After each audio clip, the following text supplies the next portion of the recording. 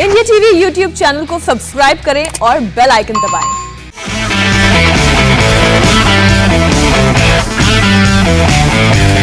नमस्कार, मैं हूं सौरभ शर्मा। आज की बात में आपका स्वागत है। आज से पूरे देश में 18 साल से ऊपर की उम्र वालों के लिए केंद्र की तरफ से फ्री वैक्सीन मिलनी शुरू हो गई और इसका असर भी दिखा।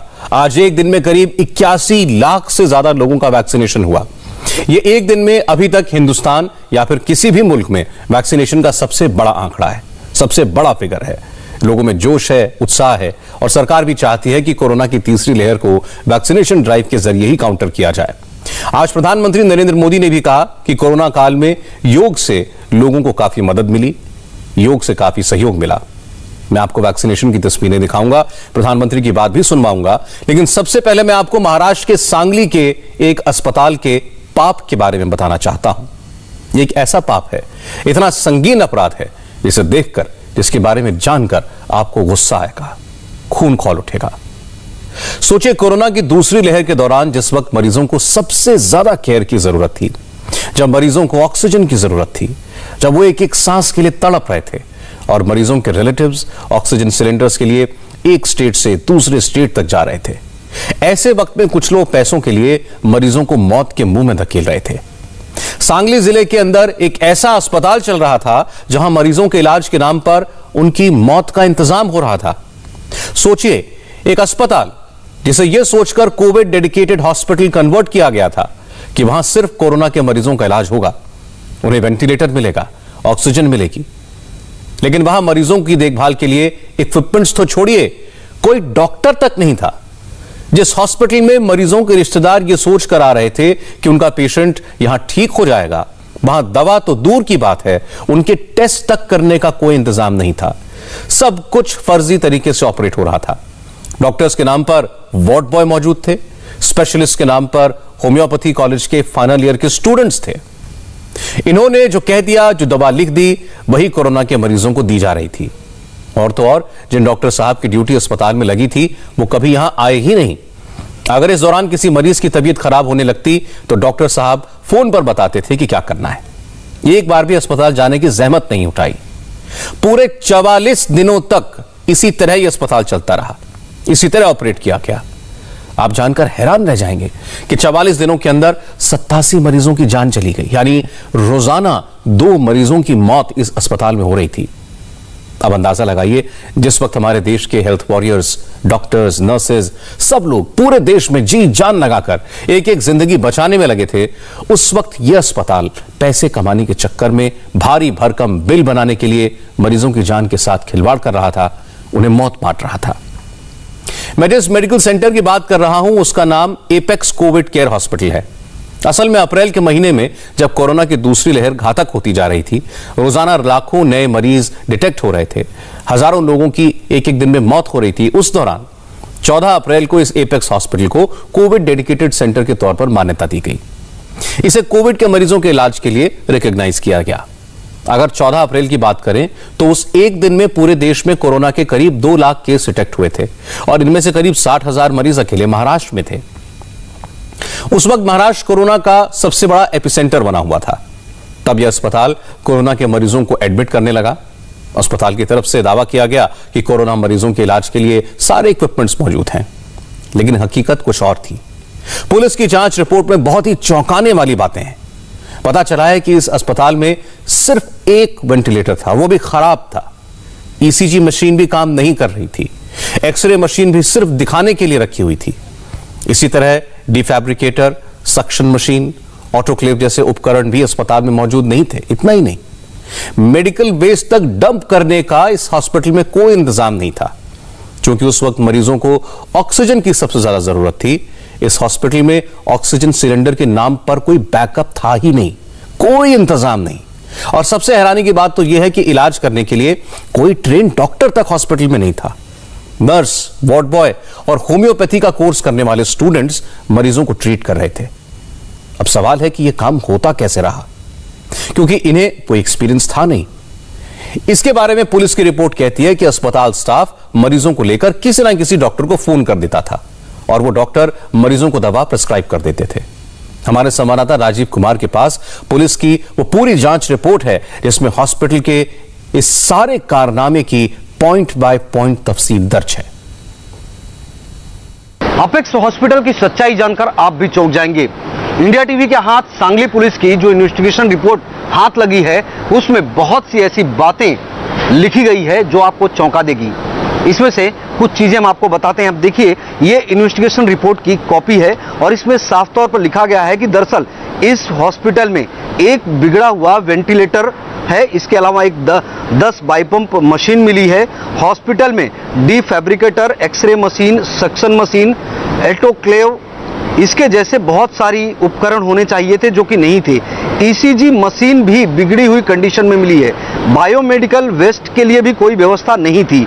हॉस्पिटल में वेंटिलेटर जैसे जो मूलभूत सुविधाएं होती है वो भी मौजूद नहीं था।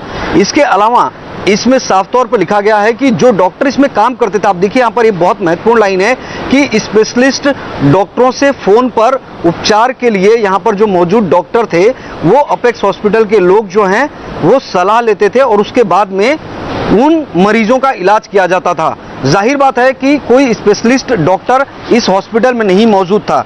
यहाँ पर आपको और एक बार दिखाते हैं कि दोबारा इसमें 2 बार इस बात का जिक्र किया गया है कि उपचार करने वाले जो डॉक्टर थे वो फोन पर माहिती यानी कि जानकारी लेकर उपचार करते थे।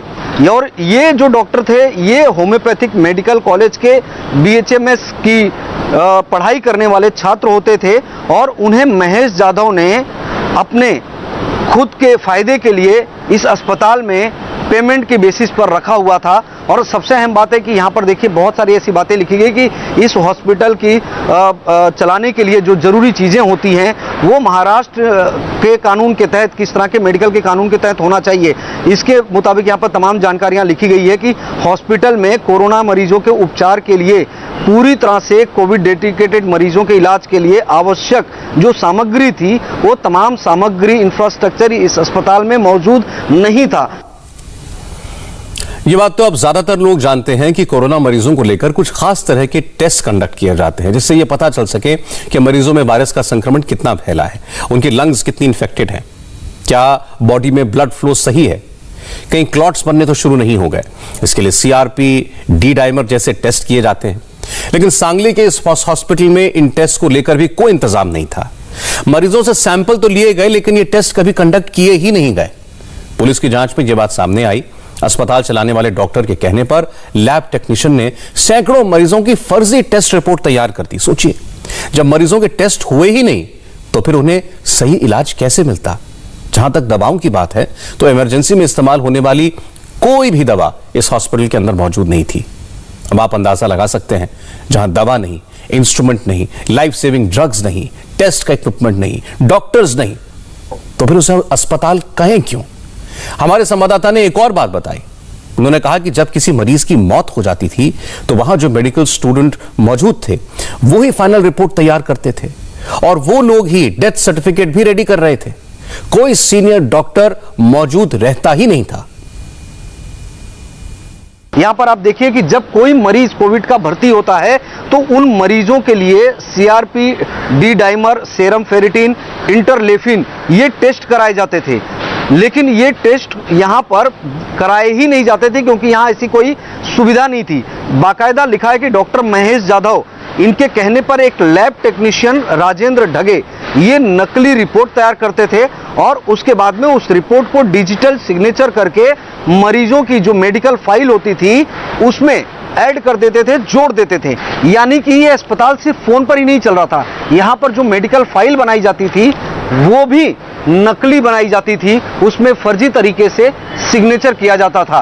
तो ये इस अस्पताल की कारस्तानी है जो कि कहीं ना कहीं बहुत बड़ी लापरवाही है। सेक्शन 420 है, 406, 425, 427, 465, 470, 471, 201, 380 और IPC 34 सहित जो पैंडेमिक एक्ट की धारा है वो भी इसमें इंक्लूड है। इसके अलावा ये धाराएं आखिर क्यों लगाई गई है उसमें स्पष्ट तौर पर इस इन्वेस्टिगेशन की रिपोर्ट में आखिरी लाइन लिखी गई है कि दरअसल इस अस्पताल में 27/5/2021 तक कुल 207 मरीज भर्ती किए गए थे, जिसमें से 87 मरीजों की अस्पताल में इलाज के दौरान मौत हो गई और ये अपने आप में एक बहुत बड़ी लापरवाही थी। सवाल ये उठता है कि जब इस अस्पताल में इंफ्रास्ट्रक्चर नहीं था, डॉक्टर्स नहीं थे, तो इस अस्पताल को डेडिकेटेड कोविड केयर सेंटर बनाने की परमिशन किसने दी या दिलवाई और कैसे मिली? जरा सोचिए कि हॉस्पिटल के नाम पर जहां कुछ भी नहीं था, वहां करीब 1.5 महीने में 207 मरीज एडमिट हुए। पुलिस की शुरुआती जांच तो इस बात की तरफ इशारा करती है कि दर्जनों मरीज ऐसे थे जिन्हें वक्त पर ऑक्सीजन नहीं मिली, सही ट्रीटमेंट नहीं मिला और इसकी वजह से ही उनकी मौत हुई। हालांकि जब मौत की संख्या बढ़ने लगी तब इस हॉस्पिटल के खिलाफ एक्शन हुआ और इसे सील कर दिया गया। तहकीकात के दरमियान जब हमने वहाँ के जो पेशेंट थे उसके बारे में, उनके जो उपचार किए हुए वो फाइल के बारे में जब हमने ये किया तो उसमें पता चला इन फाइलों में फेरफार हो चुका है। और दूसरा वो जो है वहाँ पे जो आरएमओ करके डॉक्टर करके काम करते थे, वो लड़के डॉक्टर नहीं थे, होम्योपैथी कॉलेज के लास्ट ईयर के स्टूडेंट थे। और वहाँ पे जो बेसिक सुविधा है, वेंटिलेटर, एक्सरे मशीन, इंक्यूबेटर या कुछ भी वहाँ पे कुछ नहीं था। ईसीजी मशीन तक बिगड़ा हुआ था और वहाँ पे पेशेंट की अच्छे से देखभाल नहीं होने की वजह से तो ये जो सर्कमस्टेंशियल एविडेंस है ये बता रहा था कि ऐसे इसमें पेशेंट वहाँ पे नहीं रहना चाहिए। उसके बाद भी उनसे बिल के पैसे ऐंठने के लिए ये डॉक्टर महेश यादव ये हॉस्पिटल चला रहे थे और पूरी असुविधा के कारण वहाँ पे जो पेशेंट है उसमें मोर्टेलिटी रेट भी बहुत ज़्यादा था और इसकी वजह से हमने डॉक्टर महेश यादव के ऊपर 304 की कलम बढ़ा दी। आज हमारे रिपोर्टर ने पूरे दिन इस मामले को लेकर महाराष्ट्र सरकार के सीनियर ऑफिसर्स से, हेल्थ ऑफिशियल्स से, हेल्थ मिनिस्टर से बात करने की कोशिश की, लेकिन सरकार का कोई भी नुमाइंदा कैमरे पर नहीं आया। बीजेपी ने इल्जाम लगाया कि सरकार तो वसूली में बिजी है। सांगली में जो हुआ वो बहुत गंभीर मामला है। बीजेपी के प्रवक्ता ने 87 मौतों को हत्या बताया। महाराष्ट्र सरकार की लापरवाही और बदहाली की हद देखिए। उन्होंने महाराष्ट्र से सांगली में एक अस्पताल को कोविड सेंटर करके अनुमति दी। उस अस्पताल में ना वेंटिलेटर है, ना एक्सरे की मशीन है, ना ईसीजी मशीन है। वहाँ पर डॉक्टर्स तक नहीं हैं। वार्ड और नर्सेज किसी अन्य डॉक्टर से फ़ोन पे सलाह लेकर मरीजों का इलाज कर रहे हैं और यह धड़ल्ले से दिन दहाड़े महाराष्ट्र की भूमि पर चल रहा है। उसका कारण है यह 3 दलों की सरकार वसूली में व्यस्त है।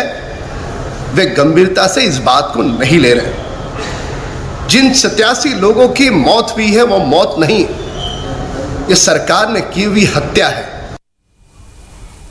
दूसरी लहर के दौरान जब अस्पतालों में बेड्स, ऑक्सीजन, वेंटिलेटर्स की कमी पड़ी तो अलग अलग सरकारों ने कई प्राइवेट हॉस्पिटल्स को कोविड डेडिकेटेड हॉस्पिटल्स में तब्दील कर दिया।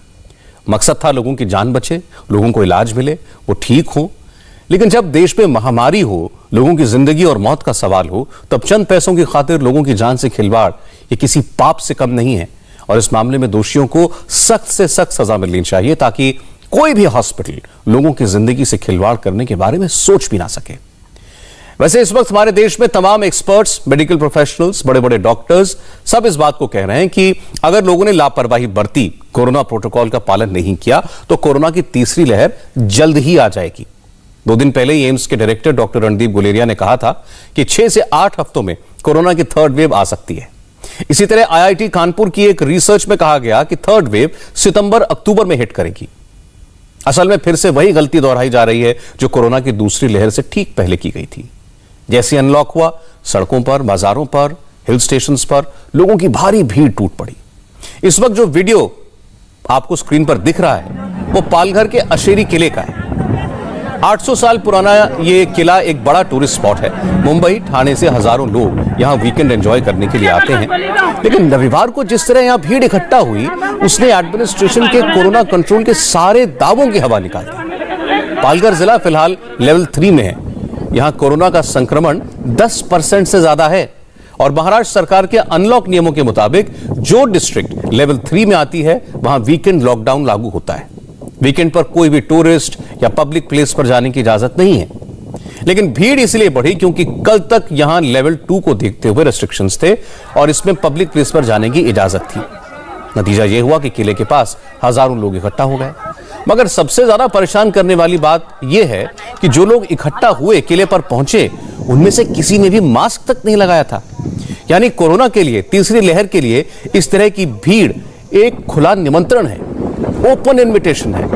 बाद में जब इस वीडियो की चर्चा हुई, ये सर्कुलेट होने लगा, तो पुलिस हरकत में आई और फिर कोरोना गाइडलाइंस के वायलेशन को लेकर कई लोगों पर मुकदमा दर्ज किया। हमारी टीम वहाँ पे गई, वहाँ पे जाके जो भी टूरिस्ट थे उनको कब्जे में लिया। उसमें से 2 ऑफेंस रजिस्टर किए गए, उसमें 24 लोगों पे गुना दाखिल हुआ है, 27 लोगों पे जमावबंदी का गुना दाखिल किया गया है और बिना मास्क जो घूम रहे थे उन पे भी कार्रवाई की गई।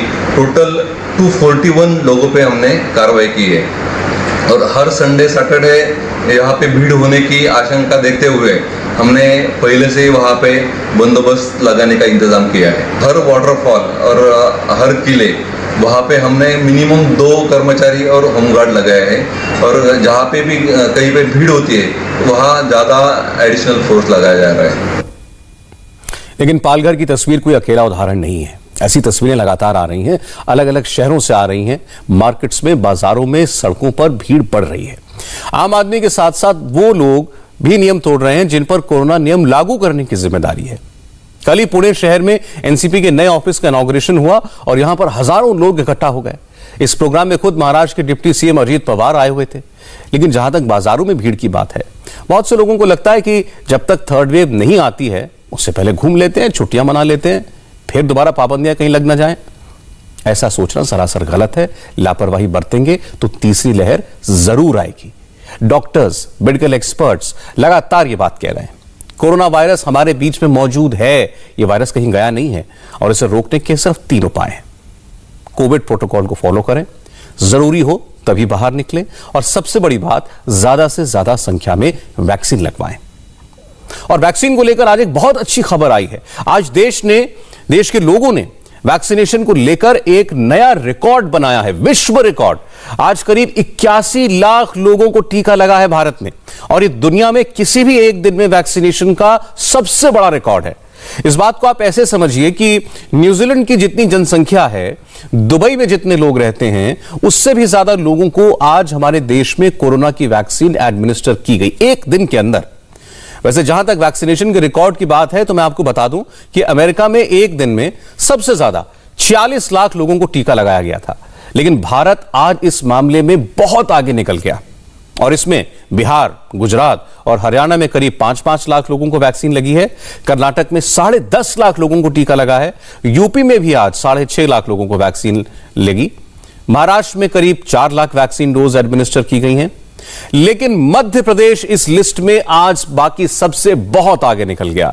एमपी में आज एक दिन के अंदर 15 लाख से ज्यादा लोगों को वैक्सीनेट किया गया और यह अभी तक किसी भी राज्य में एक दिन में वैक्सीनेशन का नया रिकॉर्ड है। हम लोगों का संकल्प था 10 लाख का, लेकिन जैसा माहौल पूरे मध्य प्रदेश में बना, जैसे मैंने कहा कि एक वैक्सीनेशन के अभियान से समाज का हर वर्ग जुड़ गया। ये सरकारी अभियान नहीं रहा, ये जनता का अभियान बन गया। छोटे छोटे बेटियां वीडियो डाल रही थी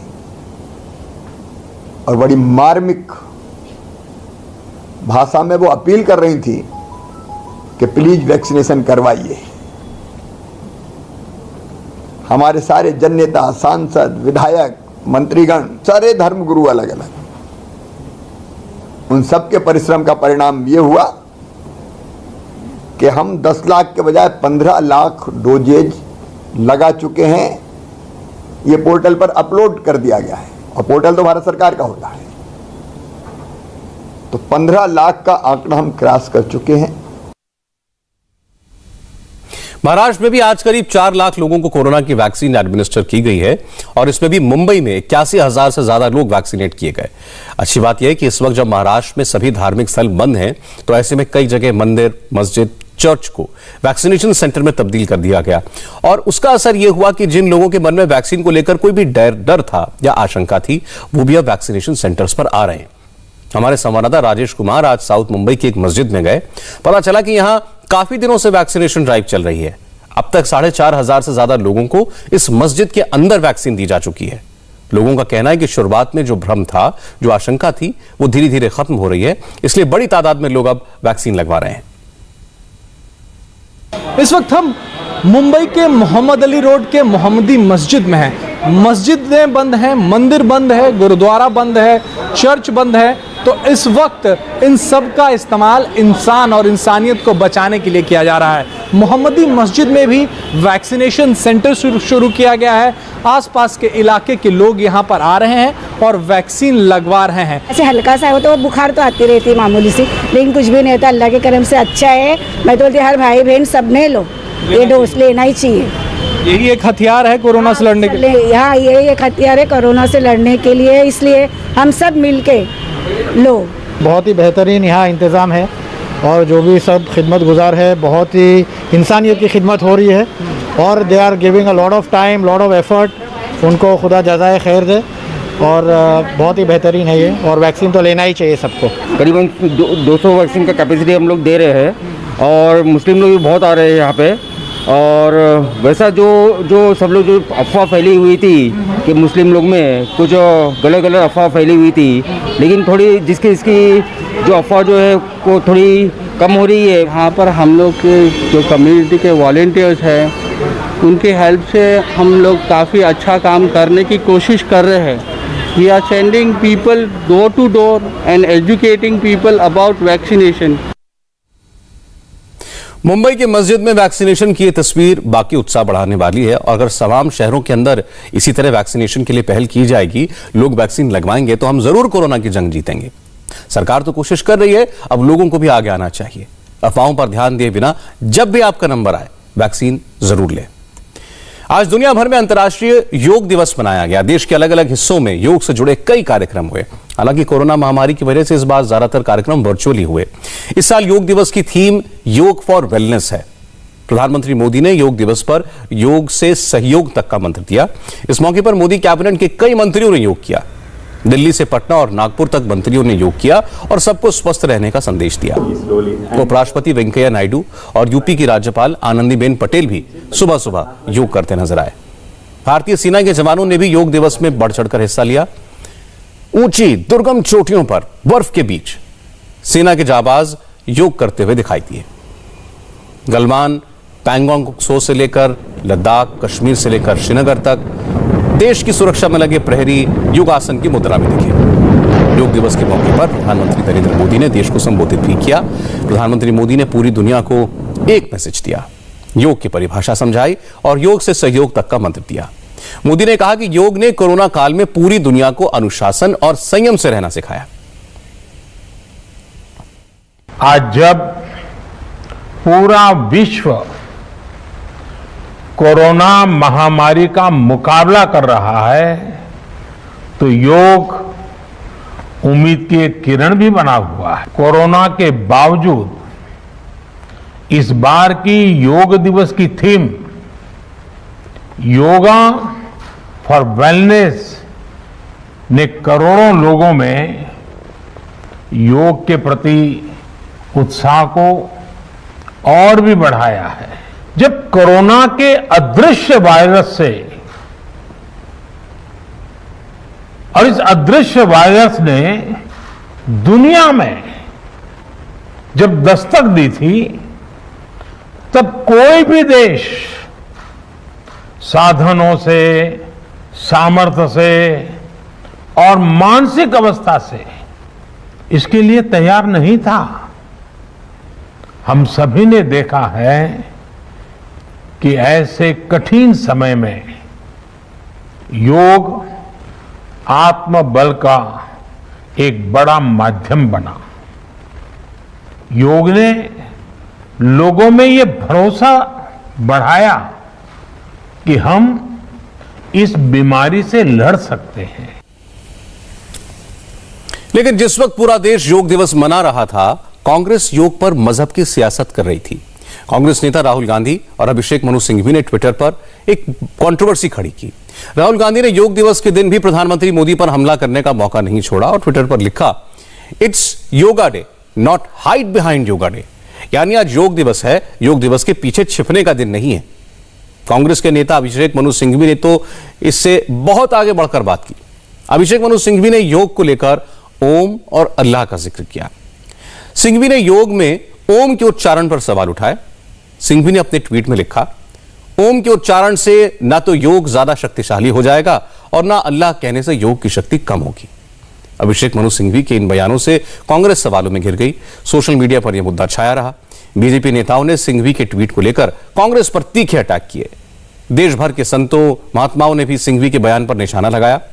योग गुरु स्वामी रामदेव ने सिंघवी को नसीहत दी। कहा कि योग का कोई मजहब नहीं है, योग हमारी साझी विरासत है, इस पर राजनीति ना करें। योग कोई मजहबी प्रक्रिया नहीं है, योग हमारे पूर्वजों की एक साझी विरासत है। इस योग को, आयुर्वेद को और अपनी सनातन ज्ञान परंपरा को हम गौरव से आत्मसात करें। और योग में कोई विवाद नहीं, राजनीतिक तौर पर कोई पक्ष विपक्ष ना रखते हुए निष्पक्ष होकर के योग के महत्व को माने। आज पूरी दुनिया योग कर रही है, तो आखिर इसमें किसी भी तरह का कोई अवरोध हम क्यों लेकर के आए। और योग की एक अच्छी आदत अपने जीवन में बन जाएगी तो बाकी सब बुरी आदतें, खाने पीने की, जीने की जो गलत लाइफस्टाइल है हमारी, उससे भी हम मुक्त हो जाएंगे। केंद्रीय कानून मंत्री रविशंकर प्रसाद ने अभिषेक मनु सिंघवी के बयान को लेकर कांग्रेस पर तीखा अटैक बोला। रविशंकर प्रसाद ने कहा कि दुनिया के 3/4 देशों ने योग के समर्थन में वोट किया था। इस्लामिक देशों में भी योग हो रहा है, लेकिन कांग्रेस के लोग पता नहीं क्यों भारत की परंपराओं से चिढ़ते हैं। दुनिया के लगभग 3/4 से अधिक राष्ट्रों ने वोट कर दिया। आज इस्लामिक देशों में भी योग हो रहा है। जनता योग के प्रति समर्पित होकर भाव से काम कर रही है। अब कांग्रेस से कुछ नेता क्या बोलते हैं, मुझे कुछ नहीं कहना है। आज मैं आपके माध्यम से एक अपील जरूर करूंगा, राहुल गांधी जी, अब तो आप टीका लगवा लीजिए कोरोना का।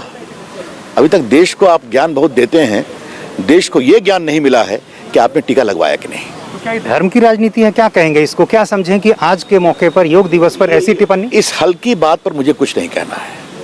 पूरी दुनिया योग से प्रभावित है। प्राणायाम, लोम विलोम और बाकी आजकल डॉक्टर्स लोग भी इनकरेज करते हैं अपने पेशेंट्स को कि अंदर की ताकत को मजबूत करता है, तो अच्छी बात है। आप देख रहे हैं कोरोना में भी पूरी दुनिया योग कर रही है। मैं कांग्रेस के लोगों से एक ही बात कहूंगा कि भारत की परंपराओं से इतना चिढ़ते क्यों हैं। आज योग दिवस के मौके पर ओम का नाम लेकर अल्लाह का जिक्र करके अभिषेक मनु सिंघवी ने जो विवादित ट्वीट किया, उसकी कोई जरूरत नहीं थी। योग न मजहब देखता है, न जाति का रंग। यही वजह है कि जब भारत ने यूनाइटेड नेशंस में 21 जून को योग दिवस मनाने का प्रस्ताव रखा था, तो करीब 175 देशों ने इसका समर्थन किया था। और सिर्फ भारत में नहीं, दुनिया के कई मुस्लिम देशों में भी योग को लेकर आयोजन होते रहे हैं, आज भी हुए हैं। ऐसे में कंट्रोवर्सी क्रिएट करना किसी भी तरीके से ठीक नहीं है। एक और कंट्रोवर्शियल खबर आज आई उत्तर प्रदेश से। यूपी एटीएस ने धर्म परिवर्तन की एक बड़ी साजिश को बेनकाब करने का दावा किया। पुलिस का दावा है कि इस गिरोह ने अब तक करीब 1000 लोगों का कन्वर्जन कराया है। इस सिलसिले में पुलिस ने 2 आरोपियों को दिल्ली के जामिया नगर से गिरफ्तार किया। पुलिस के मुताबिक मोहम्मद उमर गौतम और मुफ्ती काजी जहांगीर को इस काम के लिए विदेशों से और यहां तक कि आईएसआई से भी फंडिंग हो रही थी। हैरानी की बात यह है कि पुलिस ने जिन 2 आरोपियों को अरेस्ट किया है, उसमें से मोहम्मद उमर गौतम खुद हिंदू से मुसलमान बना। इन लोगों ने यूपी के नोएडा, कानपुर, मथुरा और वाराणसी समेत कई और जिलों में लोगों को इस्लाम कबूल करवाया। और इनके टारगेट पर वो लोग होते थे जिन्हें हम वल्नरेबल सेक्शन ऑफ सोसाइटी कहते हैं, यानी मूक बधिर, गरीब, बेसहारा महिलाएं इस रैकेट के निशाने पर थीं। यूपी के ADG law and order Prashant Kumar के मुताबिक ये लोग मूक बधिर बच्चों तक को नौकरी का, गरीबों को पैसे का, बेसहारा महिलाओं को उनकी शादी कराने का और परिवार बसाने का लालच देते थे। और ये सारा रैकेट चल रहा था दिल्ली के जामिया नगर से। मोहम्मद उमर गौतम और मुफ्ती काजी जहांगीर आलम, ये दोनों दिल्ली के जामिया नगर में ही रहते हैं और यहीं पर ये लोग फर्जी कागजात भी बनाते थे। यूपी एटीएस की काफी दिनों से इन पर नजर थी और लगातार इनको ट्रैक किया जा रहा था। जब पुलिस के हाथ ये सबूत लग गए कि ये लोग अवैध तरीके से धर्मांतरण में शामिल हैं और इन्हें विदेशों से पैसे मिलते हैं, फंडिंग होती है, तब पुलिस ने पहले काजी जहांगीर और उमर गौतम से पूछताछ की और फिर उन्हें गिरफ्तार कर दिया। पूछताछ में ये बात सामने आई कि लगभग 1000 लोगों की सूची अभी उपलब्ध है जिसका धर्मांतरण इन लोगों ने किसी न किसी तरह के प्रलोभन देके या भय के कारण कराया है। तो इसमें देश विरोधी और असामाजिक तत्व, धार्मिक संगठन, उनका सिंडिकेट तथा आईएसआई और विदेशी संस्थानों के निर्देश पर तथा उनके फंडिंग पर लोगों का धर्म परिवर्तन कर और धर्म परिवर्तित लोगों के में उनके मूल धर्म के प्रति विद्वेष और नफरत का भाव पैदा कर उन्हें रेडिकलाइज करके देश के विभिन्न धार्मिक वर्गों के में आपसी वैमनस्य फैलाकर देश के सौहार्द को बिगाड़ने का कार्य किया जा रहा था और संगठित अपराध कारित करने के लिए भी प्रेरित किया जा रहा था। मोहम्मद उमर गौतम इस रैकेट में शामिल इकलौता ऐसा शख्स नहीं है जो पहले हिंदू से मुसलमान बना हो और फिर वो धर्मांतरण के रैकेट में शामिल हो गया हो। विपुल विजय वर्गीय नाम के एक और शख्स को मोहम्मद उमर गौतम ने मुसलमान बनाया, फिर उसकी शादी मुसलमान लड़की से ही कर दी। धर्म परिवर्तन करवाने के लिए ये लोग जो जलसे करवाते थे उसमें एक बार में 200 से 250 लोगों को कन्वर्ट किया जाता था। इसके बाद ये कन्वर्टेड लोग दूसरे हिंदुओं को धर्म परिवर्तन के लिए कन्विंस करते थे, यानी उन्हें समझाते थे। मोहम्मद उमर गौतम और मुफ्ती काजी जहांगीर को लगता था कि अगर नए नए कन्वर्टेड मुस्लिम धर्म परिवर्तन के लिए समझाएंगे तो ये काम और आसानी से होगा। जो सेंटर है उसको उमर कंडक्ट करते हैं और ये जो आप वर्गीस की बात कह रहे हैं कि उसका क्या कनेक्शन है, वर्गीस कन्वर्ट हुआ, ये साउथ का लड़का है और इसकी शादी गाजियाबाद में मुस्लिमी लड़की से हुई उसके बाद, और जो उमर है उसने इसको जो सम्मेलन हुआ था उसके अंदर इसको पूरा ट्रेंड किया उमर ने। जो इनका दावा सेंटर है उसके अंतर्गत जो ये एनुअल सम्मेलन करते हैं ऐसे लोगों का, जिसमें कम से कम 250-300 लोग जो नए रिक्रूट होते हैं, तो इनके खुद के दावे के अनुसार कम से कम इनके द्वारा 250-300 लोग एनुअली किए जाते हैं, मतलब जो इनका अपना असेसमेंट है। तो ये जो 1000 की जो फिगर है ये कंजर्वेटिव है, इससे ज्यादा ही होंगे। 1000 के लगभग तो नाम हमारे पास है। ये एनसीआर नहीं, पूरे हमारे पास जो है वो इंडिया भर के। यूपी पुलिस का दावा है कि उसके पास उन 1000 लोगों की पूरी लिस्ट है जिनको कन्वर्ट किया गया और इन लोगों ने उनका धर्म परिवर्तन करवाया। इंडिया टीवी रिपोर्टर्स ने भी ऐसे ही कुछ लोगों को ढूंढने की कोशिश की जिन्हें मुसलमान बनाया गया था। हमारे संवाददाताओं को 2 ऐसी केस स्टडीज मिली जहां बच्चों के घर वालों को बताए बगैर उनके बेटों का धर्म परिवर्तन करवा दिया गया। इनमें से एक केस गुरुग्राम का है और दूसरा कानपुर का। पहले आपको गुरुग्राम के केस के बारे में बताता हूं। गुरुग्राम के रहने वाले मन्नू यादव नाम के लड़के का धर्म परिवर्तन करा दिया गया और उसका नया नाम अब्दुल मन्नान रख दिया गया। मन्नू यादव मूक और बधिर है, यानी कि बोल नहीं सकता, सुन नहीं सकता। वो नोएडा की डेफ सोसाइटी में पढ़ता था। मन्नू के घर वालों को शक है कि इसी स्कूल में पढ़ाई के दौरान उसे ब्रेन वॉश किया गया। मन्नू यादव के भाई के मुताबिक उन्होंने स्कूल के खिलाफ पुलिस में शिकायत की भी थी, लेकिन कोई एक्शन नहीं लिया गया। मन्नू की मां ने कहा कि इस साल फरवरी में अचानक उसके बेटे के तौर तरीके बदल गए। वो नमाज पढ़ने लगा, बिना मूंछ की दाढ़ी रखने लगा। वो यही कहने लगा कि मम्मी आप जैसे ये पाठ पूजा करते हो, हिंदू धर्म में जो है अलग अलग मतलब उनके इशारे ये होते हैं अलग अलग देवी देवता के। हाँ, वो इतने आपके धर्म में तो इतने देवी देवता हैं, किस किस को पूजें, और आप इतना पूजते हो तो आप क्यों बीमार रहते हो? अब ये बताइए, इतने देवी देवता के आप पूजा पाठ करते हो, क्यों बीमार रहते हो? ये सबका एक है, ये सिर्फ ये कहता है ये सबका एक है, सिर्फ ये है। और आप जो है क्या कहते हैं कि मैं भैया सबके अगर भगवान तो ये आप ये ऐसे मतलब किया करो, 5 बार नमाज पढ़ा करो।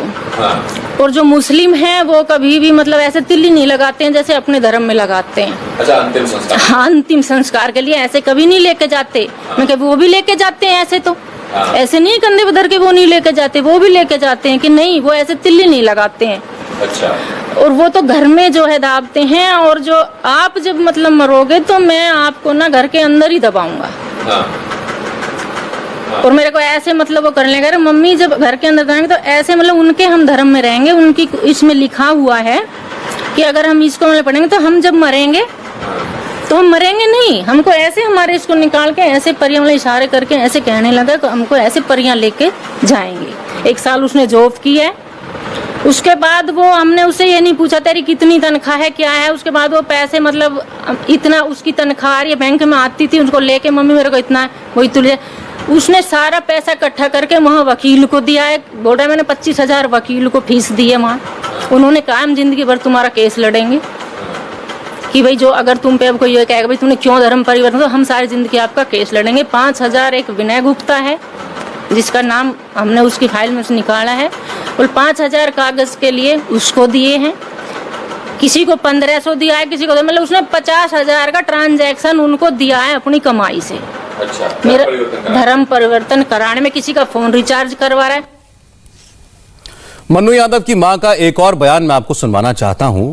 हर मां के लिए बेटा कलेजे का टुकड़ा होता है।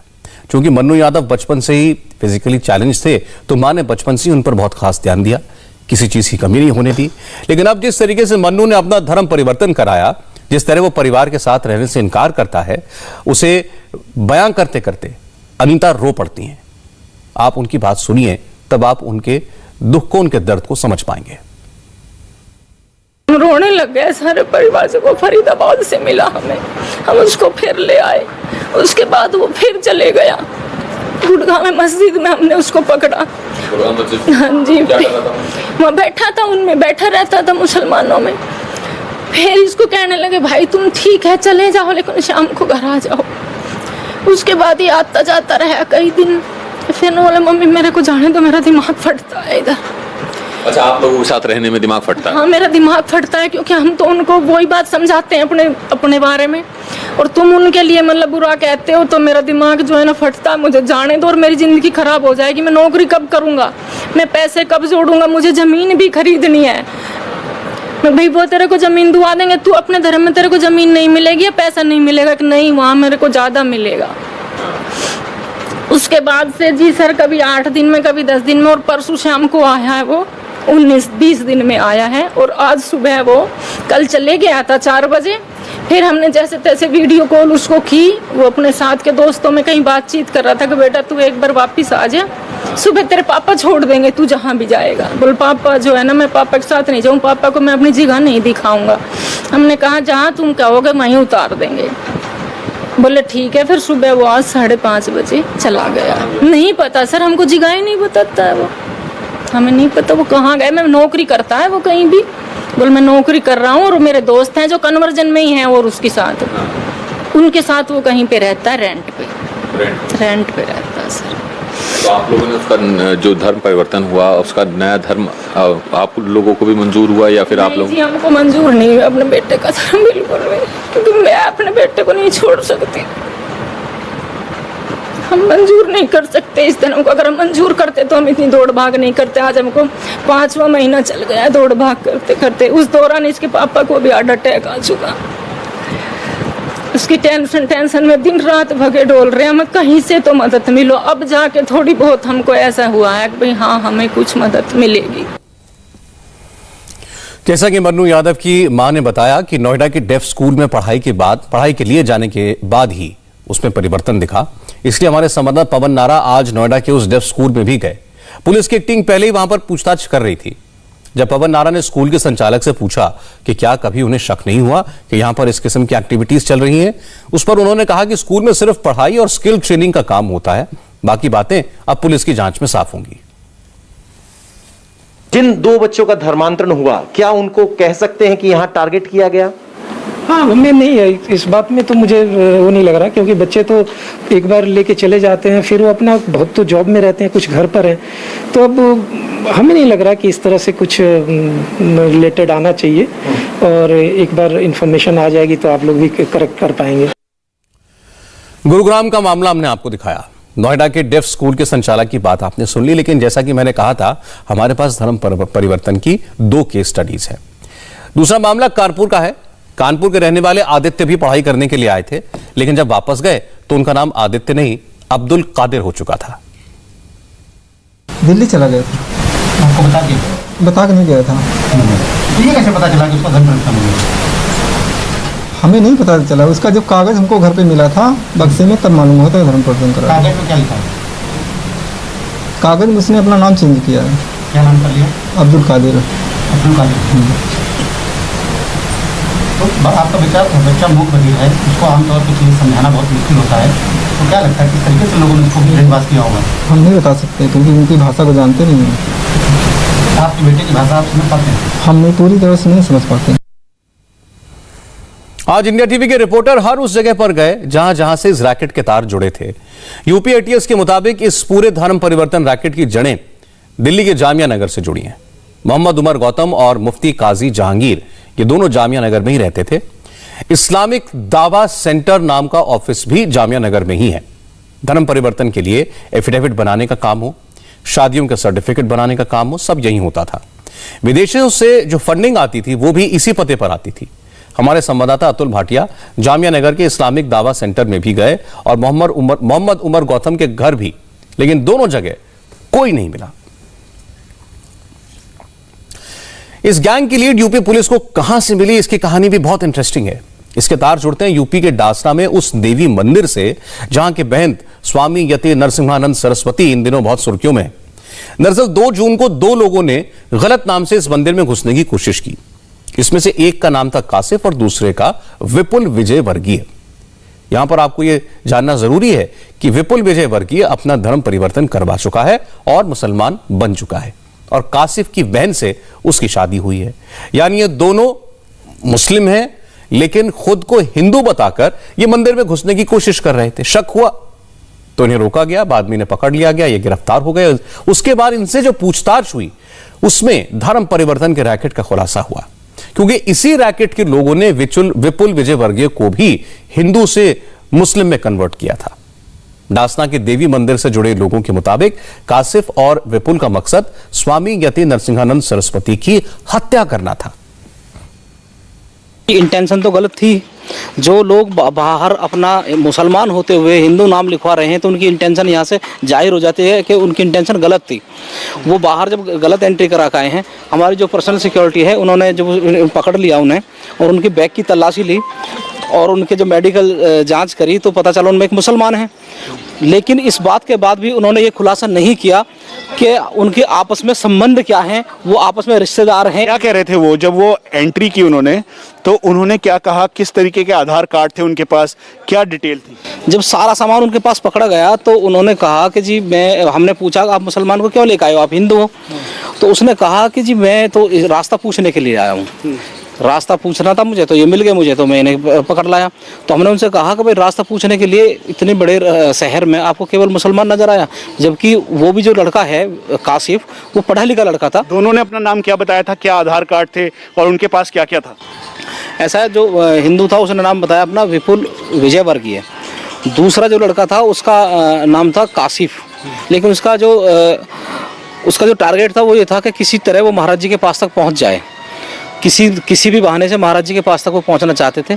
और जो पुलिस ने भी खुलासा किया, स्टील का एक उनके पास स्केल निकला था। उनका जो प्लान था ये था कि एक बार गर्दन में सर्जिकल ब्लेड मार के और स्टील के स्केल से गर्दन को अलग कर दें। यानी महाराज जी को मारने की साजिश थी? साजिश नहीं, पूरा प्लान था उनका महाराज जी को मारने का।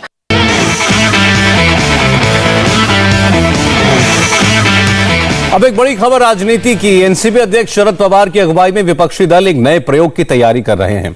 कल विपक्षी दलों की एक बड़ी मीटिंग शरद पवार के घर दिल्ली में 6 जनपद पर होगी। इस मीटिंग में विपक्ष के 15 से 20 बड़े नेता शामिल हो सकते हैं। मीटिंग में देश के मौजूदा सियासी हालात पर चर्चा होगी। बैठक में टीएमसी से यशवंत सिन्हा होंगे, लेफ्ट के डी राजा होंगे, नेशनल कॉन्फ्रेंस की तरफ से फारूक अब्दुल्ला और आम आदमी पार्टी की तरफ से संजय सिंह, समाजवादी पार्टी के घनश्याम तिवारी, जेडीयू के पूर्व नेता पवन वर्मा, कांग्रेस के पूर्व नेता संजय झा, बीजेपी के पूर्व नेता और लालकृष्ण आडवाणी के सलाहकार रह चुके सुधींद्र कुलकर्णी, ये तमाम नेता मौजूद होंगे। और इनके अलावा इस मीटिंग में कई एक्टिविस्ट भी शामिल हो सकते हैं। यह मीटिंग राष्ट्र मंच के बैनर तले की जा रही है। बीजेपी के पूर्व नेता यशवंत सिन्हा और शत्रुघ्न सिन्हा ने 2018 में ये राष्ट्र मंच बनाया था, लेकिन पश्चिम बंगाल विधानसभा चुनाव के दौरान यशवंत सिन्हा टीएमसी में शामिल हो गए। शरद पवार दिल्ली में ही हैं। आज चुनावी रणनीतिकार प्रशांत किशोर ने उनसे मुलाकात की थी और यह मुलाकात शरद पवार के घर पर ही हुई थी।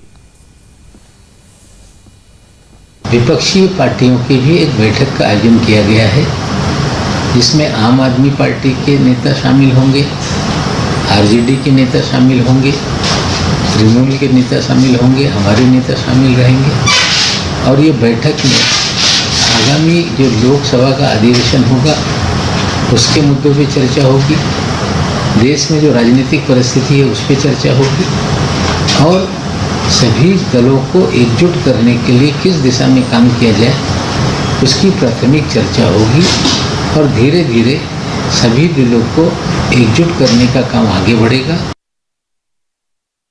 विरोधी दलों को एकजुट करने में हमेशा पवार साहब ने कोई कसर नहीं छोड़ी है। अब पवार साहब बहुत दिन के बाद दिल्ली में गए। पवार साहब ने सबको बुलाया है, एक दूसरे के साथ मंथन कर रहे हैं। इस देश के राजनीति के लिए अच्छी बात है। प्रशांत किशोर ने पश्चिम बंगाल में ममता जी के साथ जो काम किया है उसकी सराहना पूरा देश कर रहा है। पवार साहब अगर प्रशांत किशोर जी से मिलते हैं, कोई जानकारी लेते हैं देश की राजनीति के बारे में, कोई सर्वे होता है, तो मुझे लगता है सबके लिए अच्छा होगा। असल में बंगाल चुनाव में ममता बनर्जी को मिली जीत और बीजेपी की हार के बाद विरोधी दलों में फिर से हलचल तेज हुई है। उन्हें लगता है कि अगर बंगाल में ममता बनर्जी अकेले अपने दम पर बीजेपी को हरा सकती हैं तो देश भर की अगर रीजनल पार्टीज इकट्ठा करके एक नया मोर्चा बना लिया जाए तो फायदा होगा। ममता बनर्जी की चुनावी स्ट्रैटेजी बनाने वाले प्रशांत किशोर पिछले 10 दिनों में 2 बार शरद पवार से मिल चुके हैं। 2024 के लिए शरद पवार और ममता बनर्जी की अगुवाई में तीसरा मोर्चा बनाने की तैयारी है, जिसमें कांग्रेस के लिए कोई जगह नहीं है। पंजाब कांग्रेस में चल रही तकरार बढ़ती जा रही है। आज नवजोत सिंह सिद्धू ने किस तरह खुलकर कैप्टन अमरिंदर सिंह को चैलेंज किया, आपको दिखाएंगे इस ब्रेक के बाद।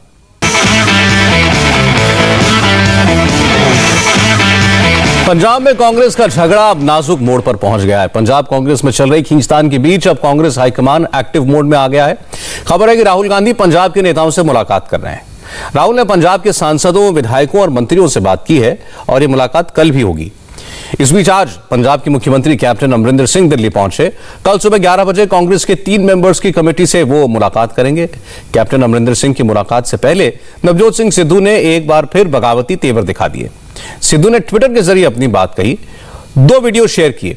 हालांकि सिद्धू ने अपने ट्वीट में पंजाब के मुख्यमंत्री कैप्टन अमरिंदर सिंह का नाम कहीं नहीं लिया, लेकिन सिस्टम का जिक्र किया।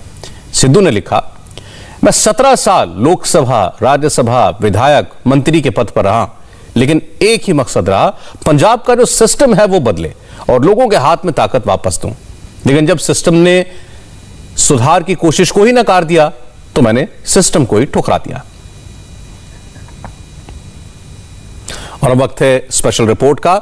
इमरान खान के एक बयान से अमेरिका गुस्से में क्यों है और अब इमरान कैसे छिपते फिर रहे हैं।